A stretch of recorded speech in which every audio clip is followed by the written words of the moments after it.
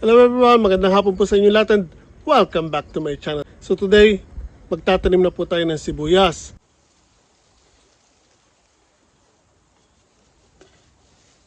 Ito po tatanim natin. Medyo late na po, kaya instead na seeds ang itatanim ko, ito po, bumili ako ng seedlings. Ayan po, binabad ko sa tubig kasi medyo mainit kanina. Ayan po. Ito pong sibuyas na to ang itatanim natin. Ito po seedlings na and 4 na tali po ang binili ko. So marami po yan. Kaya marami tayong may tatanim na sibuyas. So most likely, kalahati mahigit dito sa garden natin ay matataniman po natin ng sibuyas. So samahan nyo ako.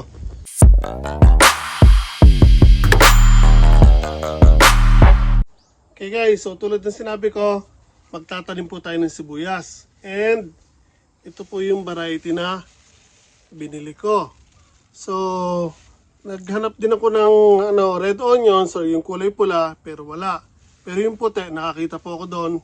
Kaya nga lang, ito na lang po ang binili ko. So, 4 na tali po yan. So, sa isang tali, marami po yan. I think 30 pieces sa isang tali.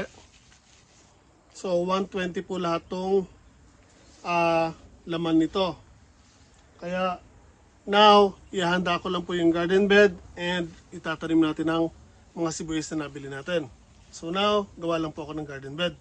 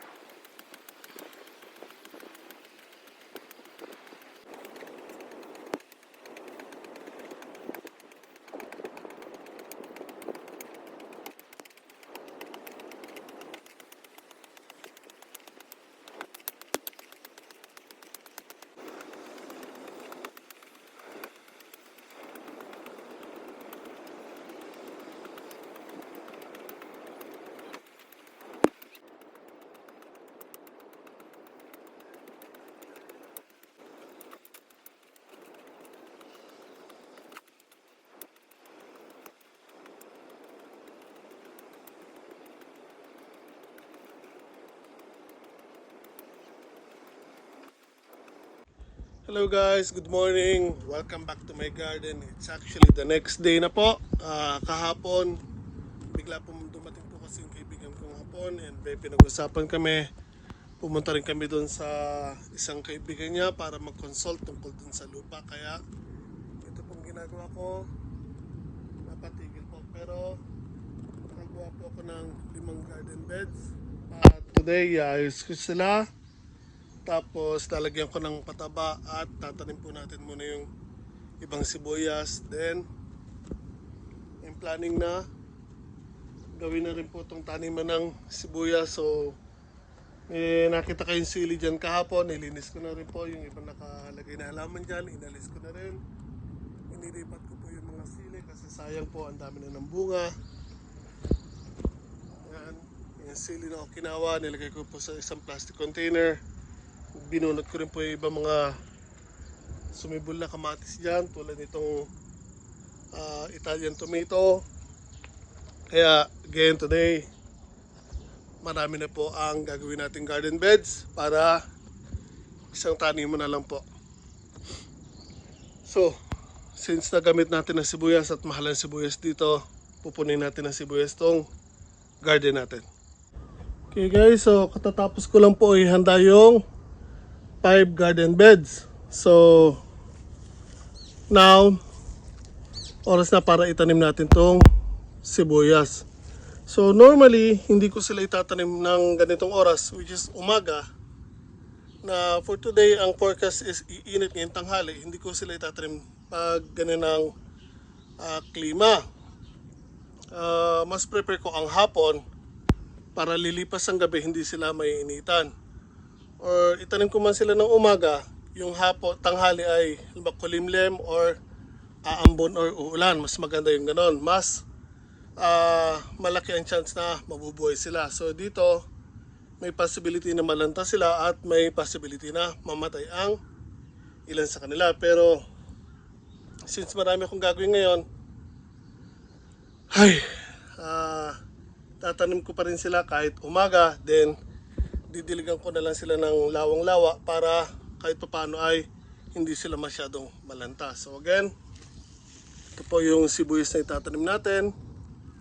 And ayun po yung 5 garden beds. So di ba sinabi ko, pupunuin ko na itong garden ko ng sibuyas. Pati ito sa likod ko. So dito, hindi pa po naiayos ang garden bed.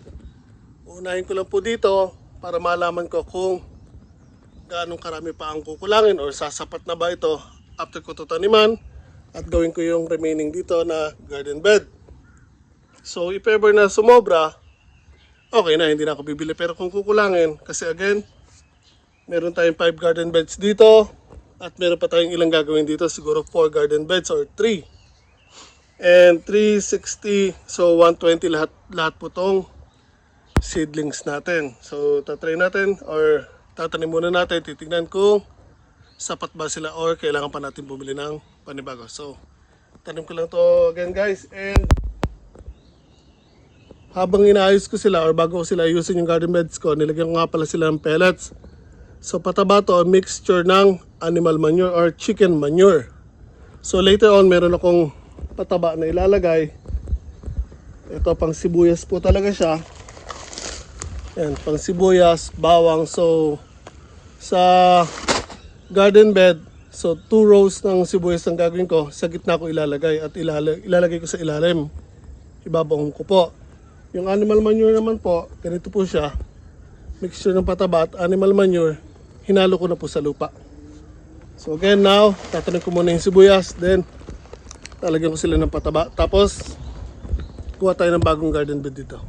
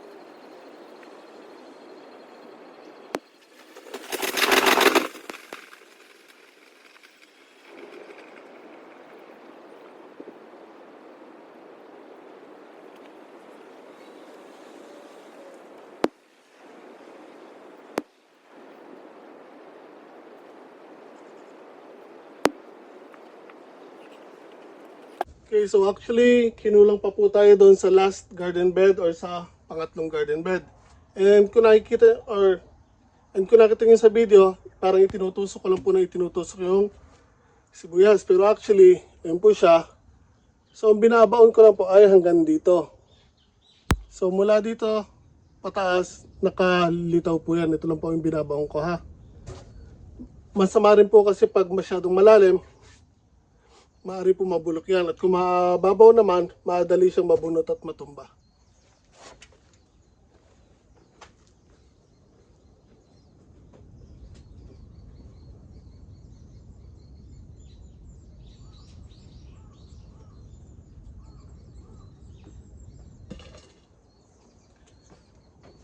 So again, kinulang po tayo ng pangtanim. So for the meanwhile, didiligan ko to. Huhukayin ko yung susunod na garden bed. And mamayang 10 a.m. pupunta na po ako sa bilihan kasi maaga pa, sarado pa po yung bilihan. So diligan ko lang to kasi umiinit na para hindi sila malanta.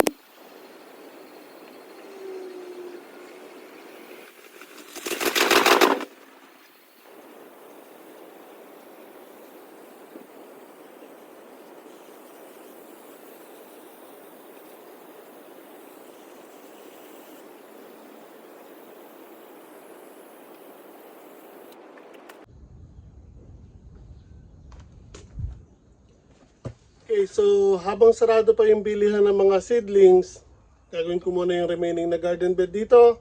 Then, after nun, punta na po ako sa bilihan. Again, sa Seketsu po ako bibili ng seedlings ko kasi nagpunta ako kapon, may nakita ko doon, kaya bumili ako. So, actually, hindi na ako dapat magtatanim ng sibuyas kasi late na. So, remember, galing po tayong Pinas. Pagbalik ko naman, tambak ang trabaho ko sa company. So, inuna ko muna yung responsibilities ko sa pamilya ko, tsaka sa trabaho. Then now, medyo nakaluwag-luwag na po tayo ng konti. Ito, humabol tayo sa sibuyas kasi again, may nakita ko kahapon. So, instead na seeds, ang tatanim ko, seedlings na po. So, malalaki na po yan. Kaya nakasave ako ng time para kung magtatanim ako ng seeds, papatubuhin ko pa sila. Kaya naisipan ko na humabol ako ng tanim ng sibuyas kahit late na. Kasi nga, seedlings na po yan. So, okay lang po yan, hahabol pa rin yan. So, abutin na po sila ng winter. Ang harvest po niyan, next year na po. So, buha muna ako ng garden bed. Okay guys, so katatapos lang po natin magtanim ng 300 seedlings ng sibuyas. So, again, po. Nakagawa ko ng 3 pang garden bed doon na tinaniman natin ng sibuyas. Dito, inilagay ko lang yung white strawberry ko. Tapos, meron po tayo ditong 5 garden bed. So, all in all, 8 garden bed ng sibuyas. And, ayan po again. Bali, 10 tali ng tigta 30. So, 300 pieces po yung naitanim natin na sibuyas. So, tulad na sabi ko, bali, ang harvest nito next year na po. Kaya, ayan, i-update ko kayo kung ano mangyayari sa mga tanim natin na sibuyas. So, ang hinalo ko pa lang dito guys, yung pataba na may animal manure, yung pellets. Pero yung binili ko na isang fertilizer, chemical fertilizer, ilalagay ko sa may gitna nila, bali huhukay ako sa gitna, then ilalagay ko doon kapag stable na sila or buhay na po sila.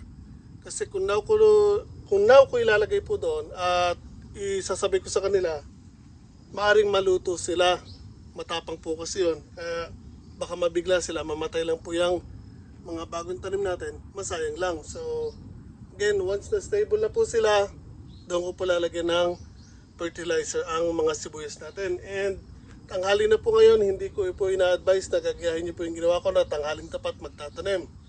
So again, nag-start po ako umaga, kaya nga lang naubusan tayo ng seedlings. So napilitan akong umalis at bumili ng panibago.